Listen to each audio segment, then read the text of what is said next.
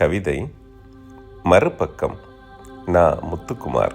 யாத்ரீகன் ஒருவன் யாருமற்ற குளிரிரவில் வீட்டுத் திண்ணையில் தங்க சொன்ன உதவிக்காய் என் கை பார்த்து சோதிடம் சொன்னான். நரிமுகத்தில் விழித்தால் அடுக்கடுக்காய் அதிர்ஷ்டம் வரும். நரிமுகத்தில் விழித்தால் ஒழிய நிம்மதியில்லை உனக்கு.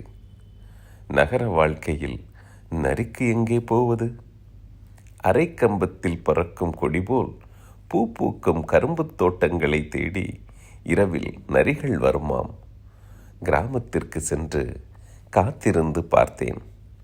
பயங்களை சாட்சி வைத்து பாம்புகள் கூடிய காட்சி தவிர நரிமுக தரிசனம் கிடைக்கவே இல்லை.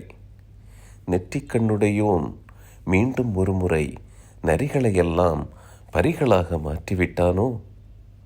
தந்திரம் பயில்வதற்கு தனித்தீர்விற்கு சென்று தியானத்தில் அமர்ந்திருக்குமோ?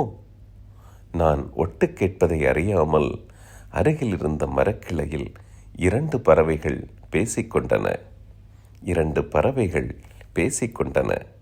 பறவை 1, இரவெல்லாம் ஊளையிட்டு தூக்கம் கலைக்கும் நரிகளெல்லாம் எங்கே போயின?